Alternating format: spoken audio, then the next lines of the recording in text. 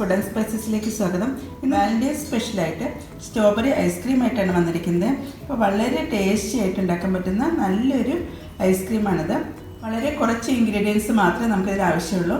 അപ്പോൾ എല്ലാവരും ഈ ഒരു രീതിയിൽ തയ്യാറാക്കിയ ശേഷം ഫീഡ്ബാക്ക് തരാൻ മറക്കരുത്.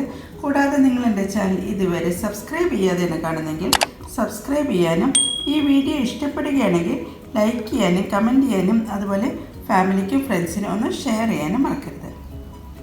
Thank you. ആദ്യം നമുക്ക് ഈ സ്ട്രോബെറി ഒന്ന് ക്ലീൻ ചെയ്തെടുക്കാം. അതിനുശേഷം മിക്സിയിലിട്ട് നന്നായി ഒന്ന് അരച്ചെടുക്കാം. ക്ലീൻ ചെയ്തെടുക്കാൻ വേണ്ടി ഞാനൊരു പാത്രത്തിൽ വെള്ളം വെച്ചിട്ടുണ്ട്. അതിലേക്ക് അല്പം മഞ്ഞൾപ്പൊടി ചേർത്തിട്ടുണ്ട്. ഇനി നമുക്കിതിൻ്റെ ഇലയൊക്കെ കളഞ്ഞ ശേഷമാണ് ഇതിലേക്ക് ചേർക്കുന്നത്. അതിനകത്ത് സ്ട്രോബെറി കംപ്ലീറ്റ് ഞാൻ മഞ്ഞൾപ്പൊടി ചേർത്ത വെള്ളത്തിലിട്ടിട്ടുണ്ട്. ഇനി നമുക്ക് വിപ്പിംഗ് ക്രീം ഒന്ന് തയ്യാറാക്കിയെടുക്കാം. ഞാനിവിടെ വിപ്പിംഗ് ക്രീം പൗഡർ വെച്ചിട്ടാണ് തയ്യാറാക്കിയെടുക്കുന്നത്. അപ്പോൾ ഇതിൻ്റെ പാക്കറ്റിനകത്ത് 2 സാഷയാണുള്ളത്. ഈ 2 പാക്കറ്റും ചേർത്തിട്ടാണ് ഞാൻ വിപ്പിംഗ് ക്രീം തയ്യാറാക്കുന്നത്. വിപ്പിംഗ് ക്രീം തയ്യാറാക്കാൻ വേണ്ടിയിട്ട് ഞാൻ ബൗളും അതുപോലെ തന്നെ ഇതിൻ്റെ ബ്ലേഡും ഞാൻ ഫ്രീസറിൽ വെച്ചിട്ടുണ്ടായിരുന്നു. ഇനിയാണ് വിപ്പിംഗ് ക്രീം തയ്യാറാക്കുന്നത്.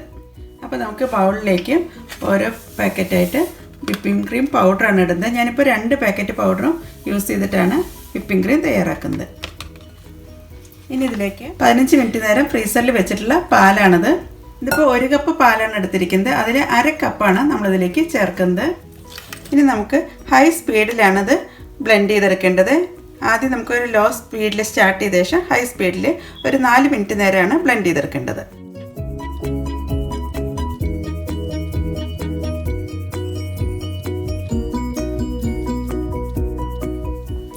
ഇനി നമുക്ക് ബാക്കി 1/2 കപ്പ് പാലും കൂടി ഇതിലേക്ക് ചേർക്കാം.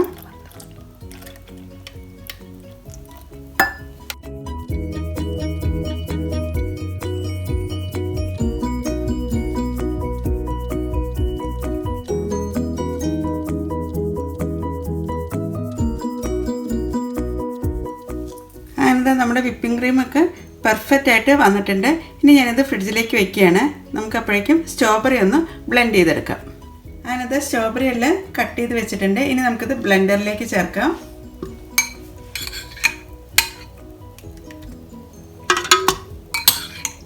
ഞാനത് ബ്ലെൻഡറിലേക്ക് സ്ട്രോബെറി എല്ലാം ചേർത്തിട്ടുണ്ട്. ഇനി നമുക്ക് നന്നായി ഒന്ന് അടിച്ചെടുക്കാം.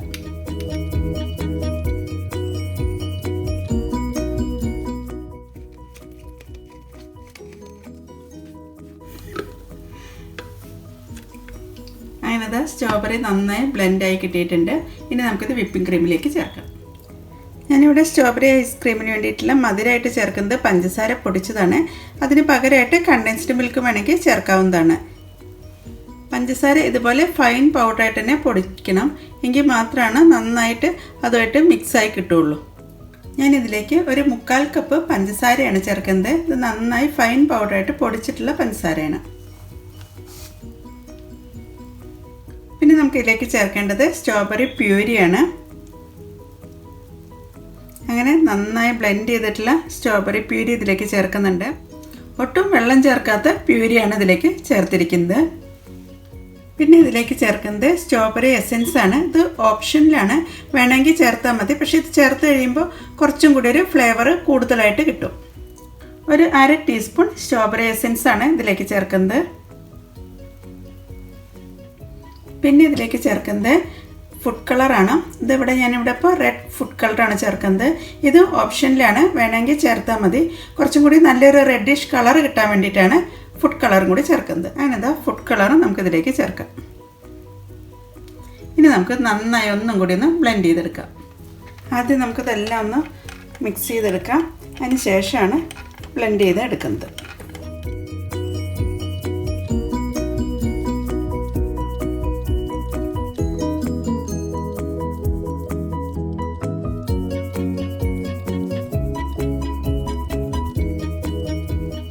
അങ്ങനെ ഐസ്ക്രീം മിക്സൊക്കെ നന്നായി ബ്ലെൻഡായി വന്നിട്ടുണ്ട്.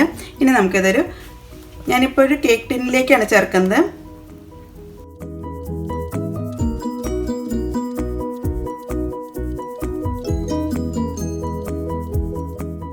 സ്പാറ്റുല വെച്ച് ഐസ്ക്രീമിൻ്റെ മുകൾ ഭാഗം ഒന്ന് ലെവൽ ചെയ്ത് കൊടുക്കാം.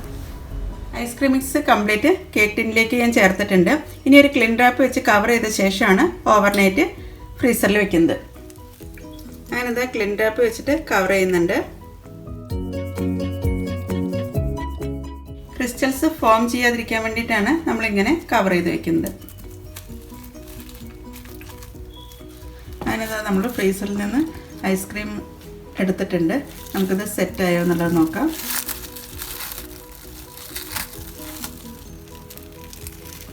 നന്നായി സെറ്റായി വന്നിട്ടുണ്ട്.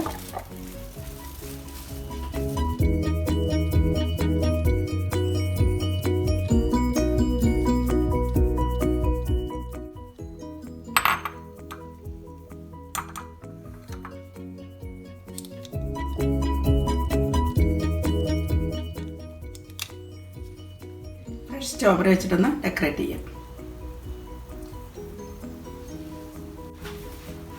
അതിനകത്ത് വളരെ ടേസ്റ്റി ആയിട്ടുള്ള സ്ട്രോബെറി ഐസ്ക്രീമാണ് തയ്യാറായിരിക്കുന്നത്. അപ്പോൾ എല്ലാവരും ഈ ഒരു രീതിയിൽ തയ്യാറാക്കിയ ശേഷം ഫീഡ്ബാക്ക് തരാൻ മറക്കരുത്. കൂടാതെ നിങ്ങൾ എൻ്റെ ചാനൽ ഇതുവരെ സബ്സ്ക്രൈബ് ചെയ്യാതെയാണ് കാണുന്നതെങ്കിൽ സബ്സ്ക്രൈബ് ചെയ്യാനും ഈ വീഡിയോ ഇഷ്ടപ്പെടുകയാണെങ്കിൽ ലൈക്ക് ചെയ്യാനും കമൻറ്റ് ചെയ്യാനും അതുപോലെ ഫാമിലിക്കും ഫ്രണ്ട്സിനും ഒന്ന് ഷെയർ ചെയ്യാനും മറക്കരുത്. Thank you.